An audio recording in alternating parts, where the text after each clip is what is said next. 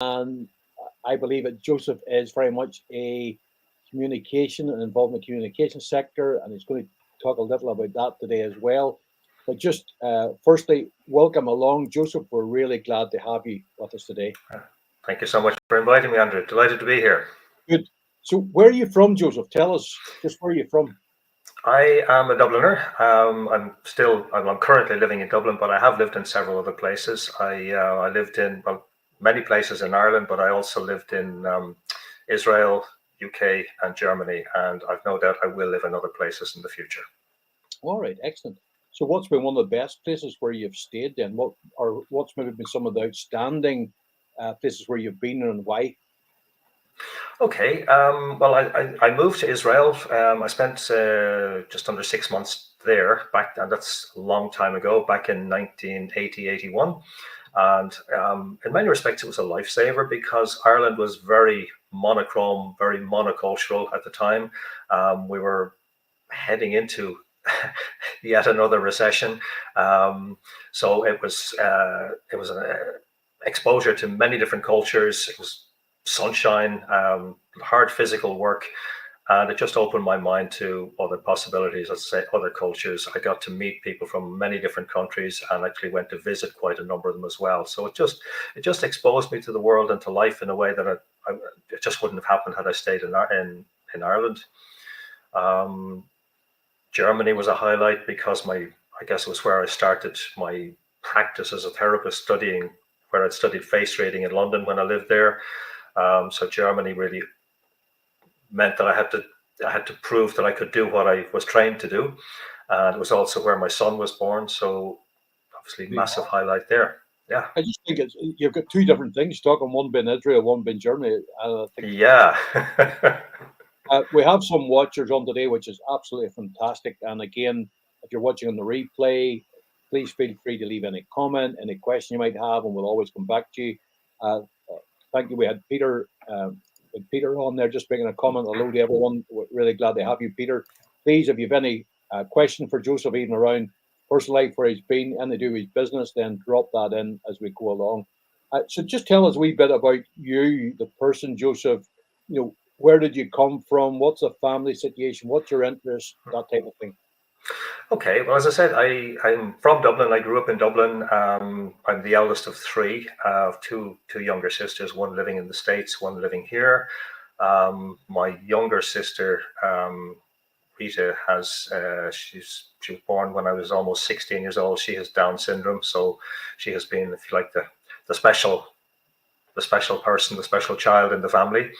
I later married a German lady. Now we're now divorced, but we have three adult children. Again, my son Fionn was the eldest of and then two girls followed. Fionn is back living in Germany, has been living there for 10, 12 years, something like that, and two girls are here. That's the sort of the basics in human terms, as it were. I don't really have time for hobbies at the moment, like many of us, I guess. What's your greatest interest in? If you had a hobby or something, or what would the one thing you would do, or do you watch things, sport, or anything like that? Yeah. My father introduced me to football, particularly when I was a very small child. I mean, I remember being out on the streets at 4 years old playing football, kicking a leather ball. And he used to bring me to soccer matches in Dublin. And I remember him actually carrying a wooden crate on his shoulder that I could stand on so I could see over the side of the pitch. Things you wouldn't be able to do now. But that was almost the beginning of where I realized I could see a lot of what other people couldn't see. I could see a lot of the patterns of play before they developed. So although I wouldn't have had the words to refer to body language or any of that, I just knew that there was a lot of stuff that was going to happen, and I could see it before it happened. You mentioned football. I take it, is that Gaelic football? Both. I played Gaelic in school, and I played briefly for St. Vincent's in Dublin as a, 10, 11-year-old, but my biggest love was soccer. Yeah. It's funny because we're a mix of people. The other day I was with some Americans, so we're all people talking about football. So some was talking about Gaelic football, some was talking about soccer, and some was talking about American football. Yeah. So again, absolute confusion as well. Just welcome there to Martin. I see Martin's listening in from Leeds. You're very welcome. I don't know if you know him or not, Joseph, do you? No, not yet. Not yet. Well, there you are. This is the place to connect. Glad you're able to listen in, and again, drop any question you might have for Joseph as well. So, so how did you get to where you are today? What was your journey? You know, from leaving school. What direction did you take, and how did you end up where you are? Really, that's a good question for me. So. Okay, it's fair to say it was a roundabout journey. There was never a master plan. From school, I joined what was then a record and tape distribution company, which certainly tells something about my age, although vinyl is making a comeback. I was I've always loved music anyway, so I was in my element there, and I was the buyer for the punk, jazz, rockabilly, folk labels, which again suited my tastes. The company actually closed in 1980, so I was made redundant, which was what funded my ability to go to Israel. But before I went to Israel, I had actually had a knee injury from football, and I don't know why, but for some reason I went for acupuncture treatment. And the acupuncturist I saw at the time recommended all his patients change their diet to a natural foods diet. And again, for some reason, and I don't fully understand, I was completely open to it. So I literally changed my diet overnight. And although I had no idea what I was doing with the food, I found it gave me incredible energy and it intrigued me. And I knew that after my time in Israel, I would be in London. So I got some addresses from the acupuncturist where I could follow up this new interest. And I found myself one evening at one of the places he recommended, or he told me about, and it happened that they had a vegetarian restaurant. And I went there for a meal, and I got sitting down opposite a guy, got chatting to him. He told me he was from Denmark. He was over for a course, which happened to be starting that evening. A guy came by the table, and my new friend called him over, pointed to me and said, "This guy wants to do the course," which was obviously the first I'd heard of it, but it sounded interesting. So I signed up there and then, and that was where the real journey started, because I thought the course was going to be about food, but it was actually, food was a part of it, but a significant part of it was actually a training in shiatsu, which is a branch of Oriental medicine. And that introduced me to facial diagnosis, the ancient Chinese skill of facial diagnosis.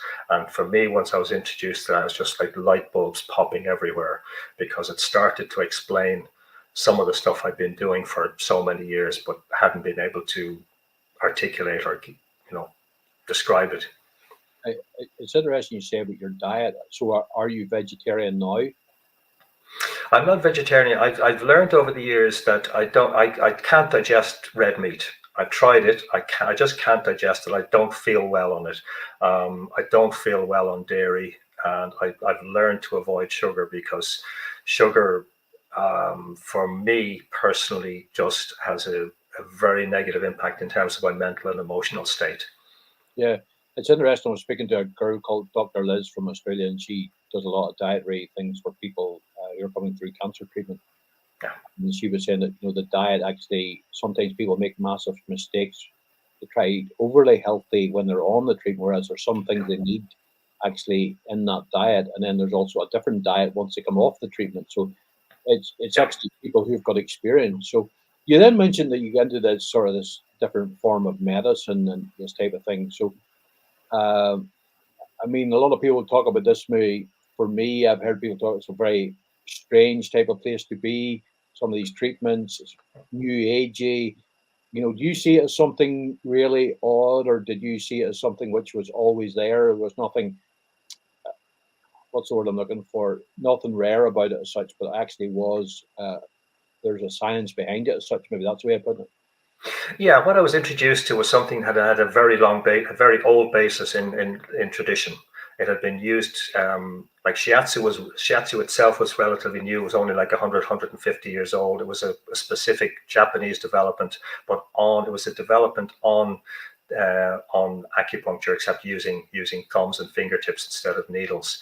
And acupuncture has been used over several thousand years, so there was a distinct lineage there, and it has been tried and tested over a very, very long period of time. And I was never concerned with the idea of new age this or new age thinking or whatever. I was only concerned with what's practical and what works. And as I mentioned, I had been to an acupuncturist in Dublin. In fact, I'd been to an acupuncturist even before him for a back problem, and I found that it worked very effectively. So that was really what concerned me. It wasn't so much the theory, although I obviously had to immerse myself in the theory, but it was is it practical or is it not? It's really as simple as that. So how did that then develop for you from where that was, going through some of that training to you come to the face recognition, the face reading, that type of thing? So how did you move along that journey? Yeah, well, I was studying 3-4 nights a week in London and many weekends, and I was also working for one of my teachers, and he ran a health food store. So as soon as somebody would come into the store, he would ask, what's his condition? What's her condition? So I was just totally immersed in reading people's faces and having to do it quickly and accurately. And at the same time, it didn't feel like it was work. It felt like this was just cultivating, I guess, an innate skill, an intuitive ability, whatever you want to call it. But it was able to add specific detail to it because I've been taught the structure. I've been taught I've been taught the structure. I've been taught the system very, very thoroughly. And it just, the more I did it, the more it enabled me to connect with people, which is really what the biggest purpose is about. And then when after 4.5 years in London, I was moving to Hamburg, and I was going to be working in a center, which was a smaller version of the center where I trained in London. And it was just obvious. I was going to be practicing and teaching shiatsu, but it just made perfect sense to me to be teaching also, whether it was one-day seminars, evening seminars in reading faces. Initially, it was as a diagnostic tool for healthcare practitioners, and that included some very alternative people and often doctors, nurses in the same room. And the more I did it, the more I realized it was a very powerful way to understand with people and to connect with them and to build relationships. And that has become more and more my focus over the last number of years, particularly.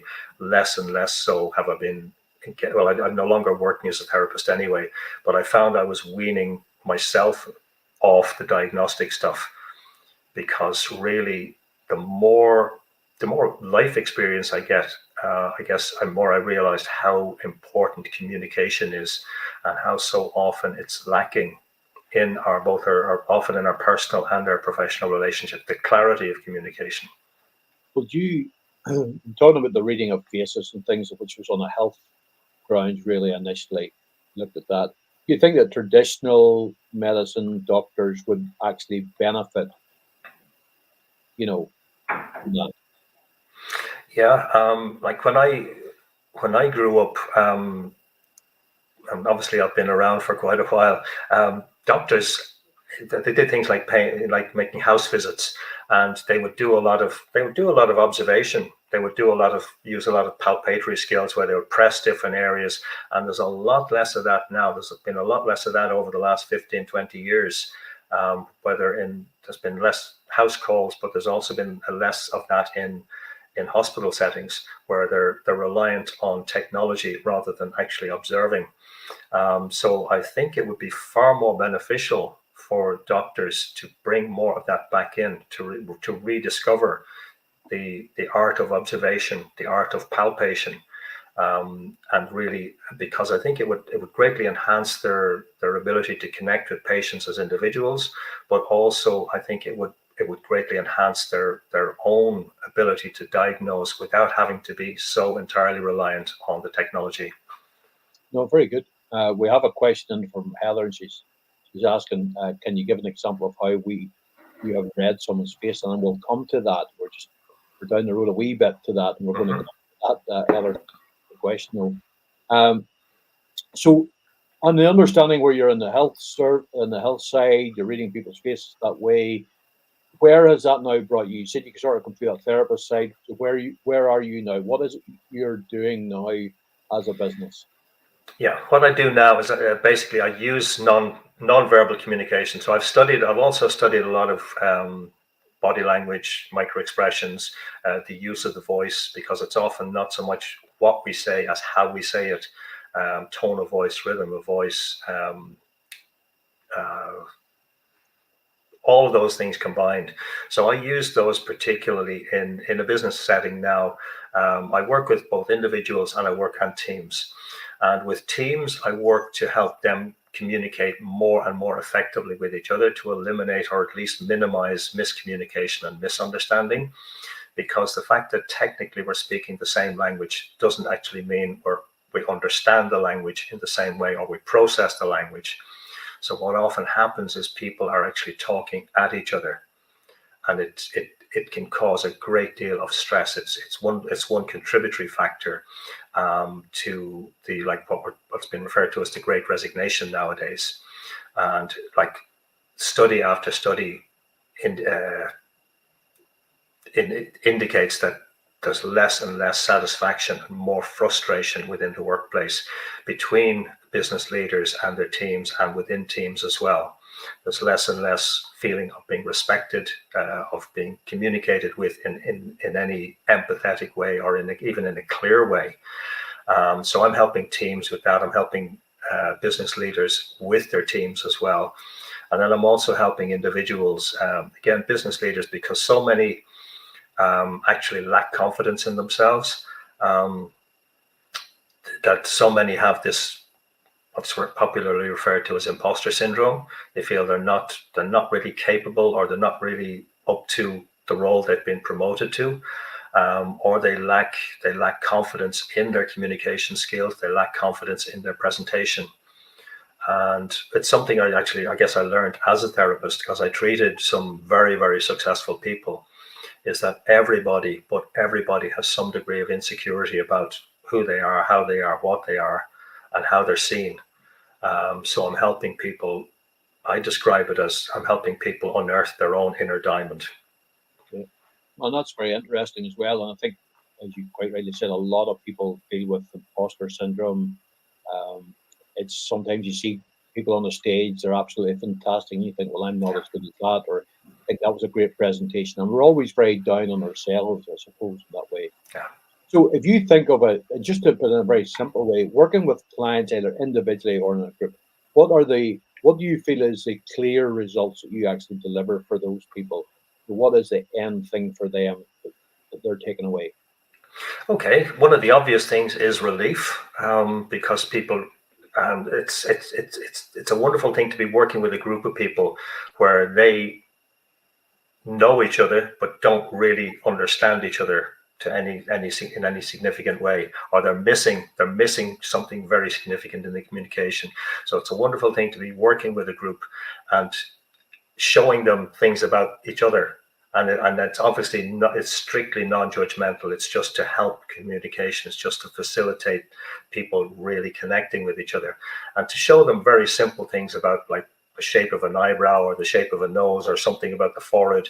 And if you want to get the best out of John or Mary there, this is how they process information. So this is how you need to talk to them and present the information, if you want to get the best out of them. And it just simplifies things, because so often people are talking at and explaining and explaining and explaining and giving lots of detail. And it's not the way the person they're speaking to processes information. Like, for example, I spoke with one accountant several years back, and I said to her, you need to have people present you with information in bullet points, that if you allow them to just talk and give you and just load information onto you, it's too much for you. It's not that you can't deal with it, but it creates confusion. And she said, oh, I thought I was stupid. because I was just letting them talk and talk. Where a month later, I spoke to her and she said, now I'm stopping people from talking. I'm telling them to just give me the information bite by bite, and I'm getting new business every day. I think it's a powerful thing to be able to know that. And there's some people who absolutely love the detail, and there's some people who like the bigger picture. Yeah. So, which is interesting. Uh, so, coming back to the question that Heather had asked her earlier, have you an example of some a real success story you had? Maybe firstly to do with the health side, because I think that's quite interesting for me, and secondly to do in the business side as well. Yeah, well, actually, the first person on whom I saw a serious illness was my own father. I saw a heart condition before it was diagnosed.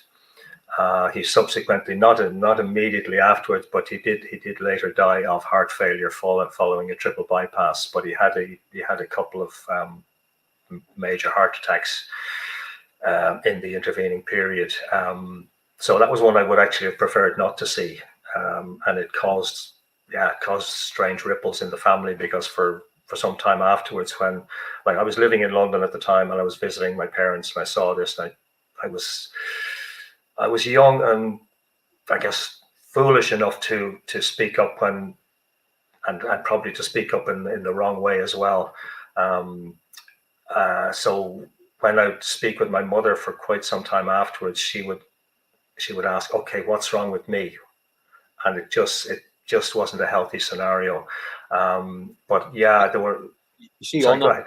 I'm jumping in on that just for a moment because for me, whenever you hear that somebody can identify health, I'm quite sure there's people out there who are like, "Oh, tell me about me, tell me about and that must put a bit of a strain on you as a person or a strain on the relationship things as well. So that that really manifests itself in the family for you. Yeah. So it was a very powerful lesson for me about getting communication right, and not just getting the words right, but being conscious of who I'm speaking to, how they are when I'm speaking to them, how I am when I'm speaking to them. And if you're going to deliver a negative message to somebody, it's important to get the timing right too. Now, obviously, in business, it's not always possible to get to get perfect timing, but certainly when it comes to one-to-one relationships, it's very important, because getting the message wrong, or giving even if it's the right message at the wrong time, can cause a lot of stress between people as well as for the individual who's receiving the message. So you're talking a wee bit about the health. So what about the business side? Has there been a really great example where you've really helped someone or a company and saying, this is where it is? You did talk a wee bit about the accountant, but is there any other ones out there you think this really worked for them? Yeah, there's been a number. There's been a number where I've worked in a number of different scenarios. But for example, there was one financial services company where they were looking to they were developing another branch of the company, and they were looking for a CEO for the branch, and they had two candidates. Basically, I would typically be called in when people have candidates that they see as being of more or less equal value, and they can't quite decide between them. And I would very clearly stipulate that I'm not there to say take this person or don't take that person. I would just give it. I will sit in on the interview, and I will then write up a profile, and I will say, if you take them, these are the qualities they bring. This is what will cause them stress. This is how they react under stress. This is how they communicate, etc. So there's this particular company anyway, and they had two candidates that they saw as being pretty much equal value, and they couldn't decide between them. And I sat in the interviews, and I actually suggested to them that they actually, rather than have one branch of the company, form two new branches, because both the guys were very skilled. They had great qualities, but they had very different qualities. And one guy was going to be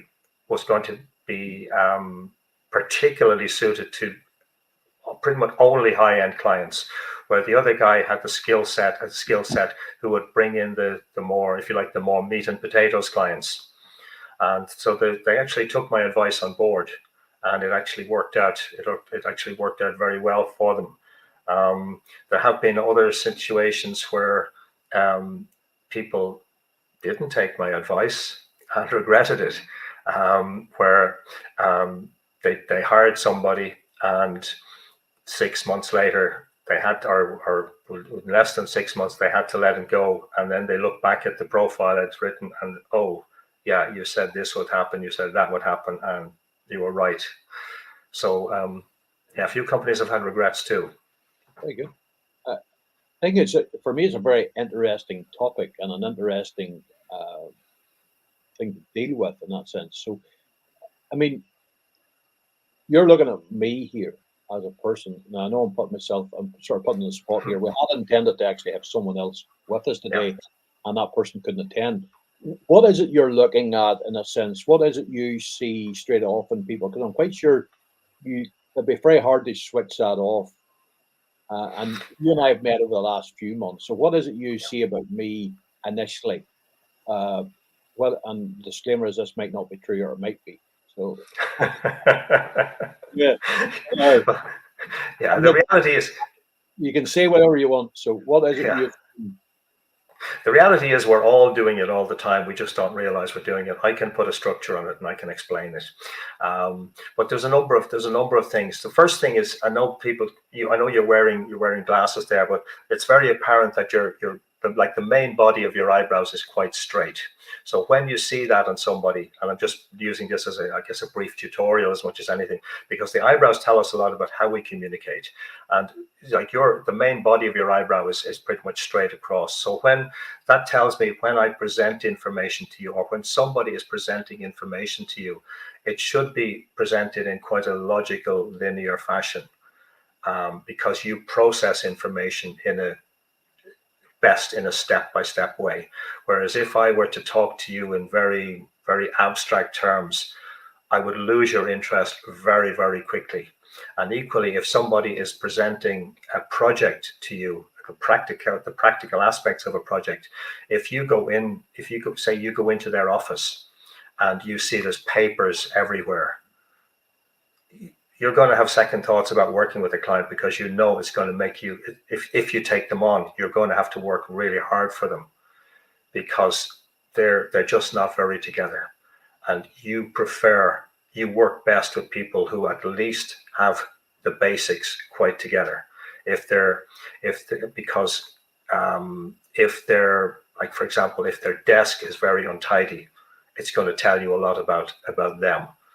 And if their timekeeping is sloppy, you will pick up on that very quickly. You will pick up on whether somebody is quite ordered in their thinking, in their presentation, in how they communicate. You will pick up on that very quickly. So for somebody who wants to have a successful relationship with you in business, particularly, they need to take on board that you do best and you perform best when you are organized, and when they are organized on your behalf as well. That's interesting. There is parts of that which is definitely true. The problem is I'm not maybe as tidy as I should be myself personally. That might be another thing. Maybe I see myself differently sometimes, you know. But you will pick up on it if other people aren't. You'll pick up on it very quickly. Yeah, no, I get that. And the time thing is actually a big thing, and become even more so as time has went on, actually. Heather's asked another question. She's sitting here wondering about specific characteristics that are similar, specific traits that would lead you to assume something. Is there anything else? How would you answer that? Okay, it's a very general question. If you had a specific photo or live face there, it'd be different. But specific traits that would lead you to assume something. I prefer not to assume. Period. I prefer to check and then look for the evidence afterwards.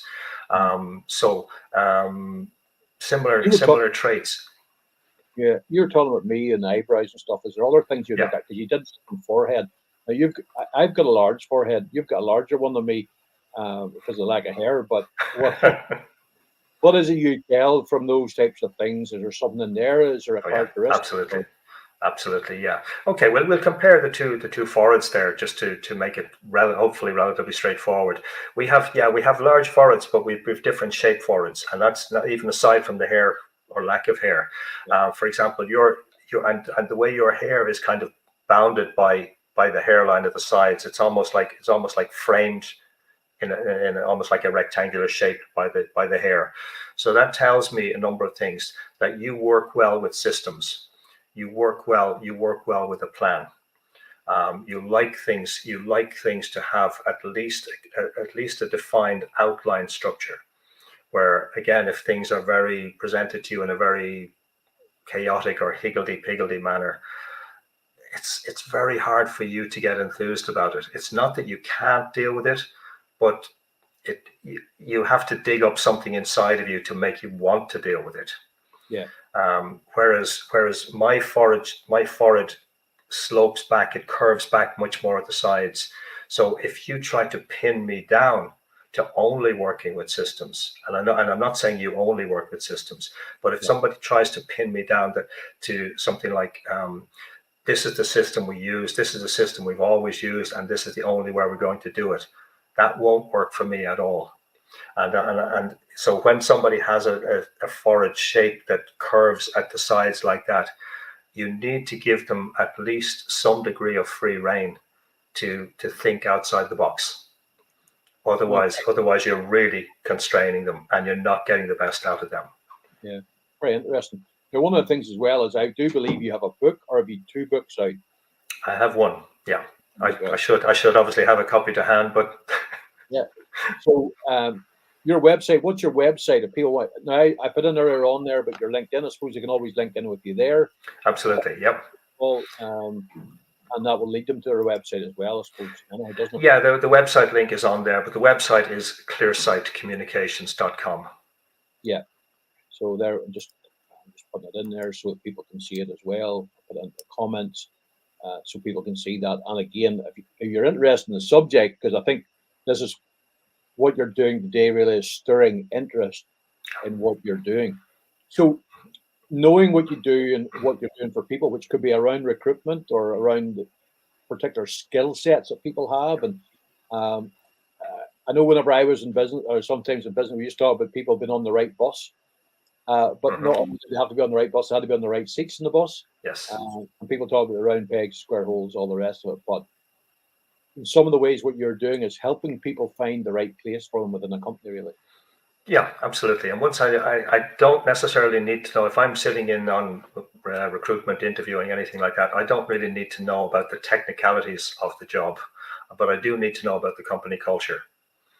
And and before I go into to be involved in a process like that, I will be asking quite a number of questions to make sure I'm very clear about what's required and who it is I'm working with to help them decide on who they want to take on board.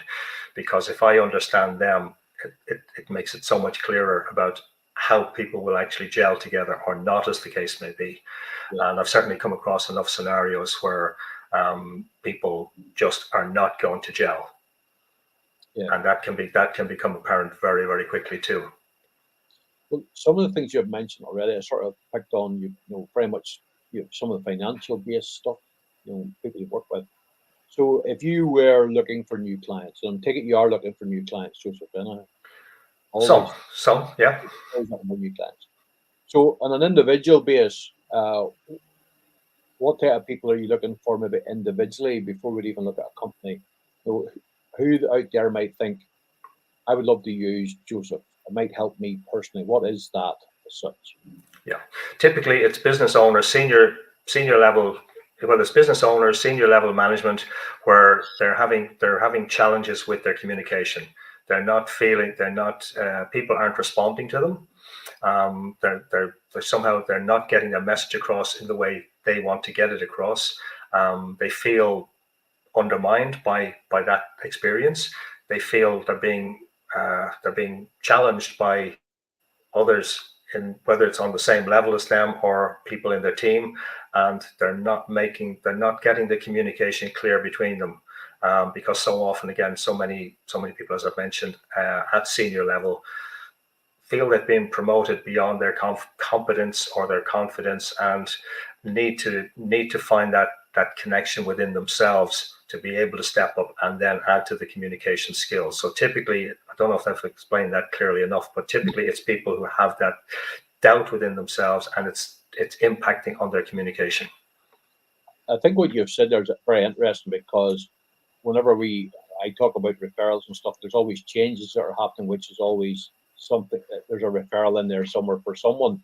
Yeah. So in that case, what you've just described is someone who has been promoted, somebody maybe working with sales teams or whatever. So all of a sudden, that idea of being promoted is potentially an opportunity for somebody to raise their hand and say, "I need help," and that's the big thing, which is important for me in that way. In a company level, is there any particular industry out there, a company that you'd like to be talking to, that you then work in their culture and help them? Not so much an area, but really when it comes to teams, what I like is where it's a team of between 10 to 30 people, and the team leader, the management, the owner, whichever, knows that the team has far greater potential than they're achieving. And the reason that they're not achieving it is simply because the communication within the team, and maybe between the team and the management and all of that, is not what it could be. So I love helping teams in that scenario. Okay, excellent. Well, look, we're coming up. Believe it or not, we've been online nearly 40 minutes. We're coming on the 40 minutes, so time does move quickly. And I know you've got other appointments as well today. So, what's 3 simple tips or 3 pieces of advice that you'd give us, coming from all the stuff that you've done as individuals, or what can we take away and use? Is there any sort of thing that we could use that would say that would help you? So, what would you give us for that, Joseph? Okay. It might seem a little bit strange given that we've been talking about visuals primarily, but one of the primary things is to listen more effectively, listen, and to listen not just to what people say, but how they say it, because it's easy to be seduced by words, or be confused by words, and particularly when people are very articulate. But listen for the rhythm of the speech. Listen for the tone they speak with. Listen for changes in tone, changes in rhythm. If people suddenly start to speed up in how they speak, it tells you that they're stressed or nervous about something. Where if they slow it down, they're more relaxed and more confident. And if you can match the rhythm of their speech, it's easier to achieve rapport. That's one thing. In terms of visuals, when you're speaking with somebody, watch the movement of the eyes. If the eyelids speed up and they're fluttering relatively quickly like that, it tells you that they're stressed about something. It doesn't tell you what they're stressed about, but it tells you that they're stressed. And then the other one from the 3 would be just breathe and smile. And I know it's not a visual tip, but the more we do that, and the more we actually smile genuinely, again, the easier it is to establish rapport with people, and that opens the door then to building relationship. It's very, very interesting. I think the thing on rapport is excellent to start with, and also that stress thing as well. I was told on Friday last week that I don't listen. So I have a tendency to ask a question, and then halfway through the answer, I'm jumping in, and sometimes that's my brain maybe an override. I want to get into more detail or whatever, but I wasn't giving this person time enough to describe what she wanted or what she was telling me, and that absolutely frustrated her. And she told me, and so I had to deal with that. So she told me. Then I was also speaking to another person during the week, and he's a vocal coach, but he also teaches people how to sing.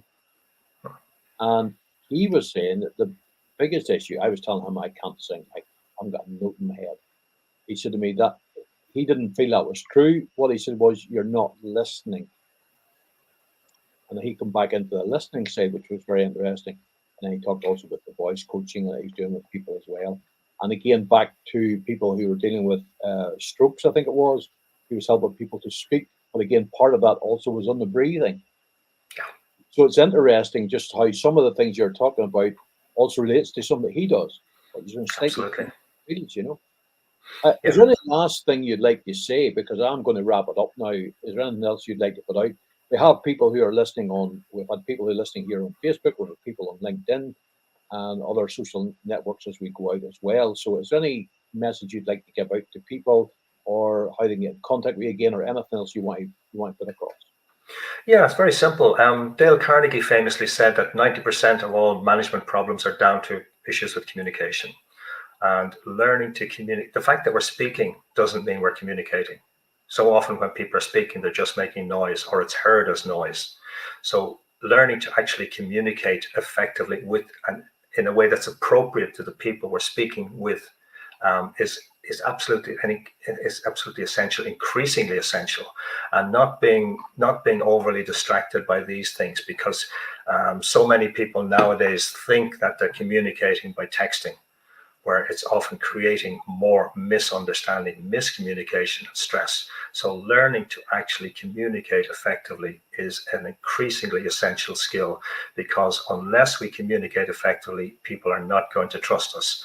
And trust is, again, increasingly important in all relationships. But it's like people in the business world, as you know, are speaking about it increasing and realizing that, yeah, I mean, again, study after study is showing that so many people in business now do not trust the people they're working with, or their bosses, or their employees, and it's creating a massive, massive problem. We haven't even touched on the politicians yet. No, we'll stick to humans. So interesting you say about the texting and things like that, and I really get it. And I wasn't going to ask this, but do you feel it with Zoom and things like that? There's been a greater need for this sort of communication, understanding communication style even more so now. Yeah, definitely. And again, like from my perspective, when I'm seeing people on Zoom, even if it's a room with many, many people, like even the sort of the thumbnail image of somebody, I can pick up a lot from it. But it is, and interestingly, some of the psychological research, or the research from the field of psychology on people in Zoom or team meetings, etc., has shown that many people are reporting that they feel deeply insecure because they perceive the other people they're seeing on screen as being better, more successful, better looking than them. That's one. And also, it's also bringing up feelings of aggression, because we're not accustomed to seeing so many faces looking at us like that. And it's triggering a very deep-seated impulse towards being aggressive. So learning to communicate, yeah, it's such a basic human need, and increasingly important even in this technological age. Well, look, it's been interesting for me to be hosting you as such today. So, Joseph, thank you very much. The man who ended up in Israel, ended up in Germany, and come back into Ireland again, spending some time there, learning a wee bit about non-verbal communication, I suppose, in that sense as well. All the different things we're taking in, which is absolutely fantastic. Des Larry just put a thing in the chat box that says clear communication is so important, and he's thanking you for that. So I thank you as well. And for those people who are listening on today, either on Facebook or LinkedIn or YouTube, wherever you're listening in from today, thank you for listening in, and we would encourage you to like and share this. And if you want to, and you are more interested, get on to Joseph's website, which we've put on already. There it is up on the screen again for you. Please go on the website, get the book, and have a conversation with him. I'm quite sure he can be there to help you. We'd like to thank you for being here, and thank you again to Joseph for being here. And Joseph, just any last word? Oh, just to say thank you, Andrew. It's always a pleasure to chat with you anyway. And again, it is all about communication, because that's how we build relationships in all areas of life. Excellent. Thank you for everyone who listened, and hopefully we'll catch you again.